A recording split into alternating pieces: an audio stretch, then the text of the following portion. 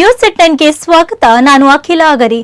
ಕೋಟ್ಯಾಂತರ ರೂಪಾಯಿ ವ್ಯವಹಾರ. ಕೇಂದ್ರ ಮಂಗಳೂರಿನ ಮೀನುಗಾರಿಕಾ ಬಂದರಿನಲ್ಲಿ 3ನೇ ಹಂತದ ವಿಸ್ತರಣೆ ಜೊತೆಗೆ ಹಾಲಿ 1 ಮತ್ತು 2ನೇ ಹಂತದ ಜೆಟ್ಟಿಯನ್ನು ಮೇಲ್ದರ್ಜೆಗೆ ಏರಿಸುವ 37.50 ಕೋಟಿ ರೂಪಾಯಿ ವೆಚ್ಚದ ಕಾಮಗಾರಿ ಶೀಘ್ರದಲ್ಲೇ ಕಾರ್ಯ ಆರಂಭವಾಗಲಿದೆ. ಕೇಂದ್ರ ಸರ್ಕಾರದ ಮಹತ್ವನಂಪದ ಯೋಜನೆಯಲ್ಲಿ ಜೆಟ್ಟಿಯು 1, 2ನೇ ಹಂತದಲ್ಲಿ ಆಧುನೀಕರಣ ಕಾಮಗಾರಿಗೆ ವರ್ಷದ ಹಿಂದೆಯೇ 37.50 ಕೋಟಿ ರೂಪಾಯಿ ಯೋಜನೆ ಅನುಮೋದನೆಗೊಂಡಿದೆ. ರಾಜ್ಯ ಸರ್ಕಾರದಿಂದ ಆಡಳಿತಾತ್ಮಕ ಮಂಜೂರಾತಿ ಮತ್ತು ಸಿಆರ್ಝೆಡ್ ಅನುಮತಿ ಲಭಿಸುವಲ್ಲಿ ವಿಳಂಬವಾದ ಕಾರಣ ಕಾಮಗಾರಿ ಇನ್ನಷ್ಟೇ ಆರಂಭಗೊಳ್ಳಬೇಕು.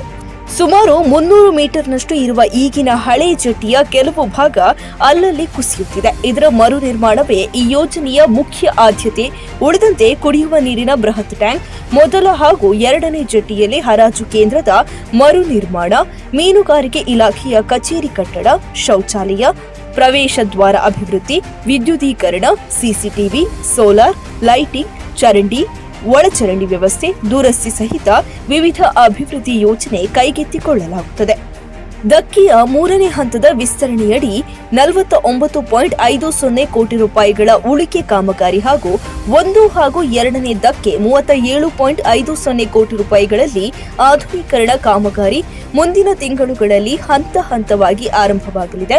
ಕಾಮಗಾರಿ ಸಂದರ್ಭ ಮೀನುಗಾರಿಕೆ ಬೋಟ್ಗಳ ನಿಲುಗಡೆ ಅಥವಾ ಮೀನು ಲೋಡಿಂಗ್ ಪ್ರಕ್ರಿಯೆಗೆ ಇಲ್ಲಿ ಸಮಸ್ಯೆಯಾಗಲಿದೆ. ಹೀಗಾಗಿ 2 ಯೋಜನೆಗಳು ಮುಕ್ತಾಯಗೊಳ್ಳುವವರೆಗೆ ಪರ್ಯಾಯ ವ್ಯವಸ್ಥೆಯಾಗಿ ಮೀನುಗಾರಿಕೆ ಬಂದರಿನ ಪಕ್ಕದಲ್ಲಿರುವ ಬಂದರು ಇಲಾಖೆಯ ವಾಣಿಜ್ಯ ದಕ್ಕೆಯ ಕನಿಷ್ಠ 200 ಮೀಟರ್ ಉದ್ದ ಜೆಟ್ಟಿಯನ್ನ ಮೀನುಗಾರಿಕೆ ಇಲಾಖೆಗೆ ಬಂದರು ಇಲಾಖೆಯಿಂದ ಹಸ್ತಾಂತರ ಪಡೆಯುವ ಪ್ರಸ್ತಾಪವು ಸರ್ಕಾರದ ಮಟ್ಟದಲ್ಲಿದೆ.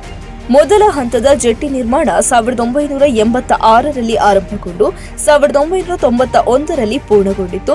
147.80 ಲಕ್ಷ ರೂಪಾಯಿಗಳಲ್ಲಿ 138 ಮೀಟರ್ ಉದ್ದದ ಜೆಟ್ಟಿ, 675 ಚದರ ಮೀಟರ್ ವಿಸ್ತೀರ್ಣದ ಮೀನು ಹರಾಜು ಪ್ರಾಂಗಣ ನಿರ್ಮಿಸಲಾಗಿದೆ. ಆಗ 300ರಿಂದ 350 ಸಂಖ್ಯೆಯ 30 ಅಡಿಯಿಂದ 43 ಅಡಿ ಉದ್ದದ ಯಾಂತ್ರೀಕೃತ ದೋಣಿಗಳು ಇದ್ದವು. ಯಾಂತ್ರೀಕೃತ ದೋಣಿಗಳ ಸಂಖ್ಯೆಯಲ್ಲಿ ಹೆಚ್ಚಳವಾದ ಕಾರಣ 2ನೇ ಹಂತದ ವಿಸ್ತರಣೆ 2003ರಿಂದ 2004ರ ನಡುವೆ ನಡೆಯಿತು. 144.67 ಲಕ್ಷ ರೂಪಾಯಿ ವೆಚ್ಚದಲ್ಲಿ ನಿರ್ಮಾಣವಾದ 67 ಮೀಟರ್ ಉದ್ದದ ಜೆಟ್ಟಿಯಾಗಿದೆ.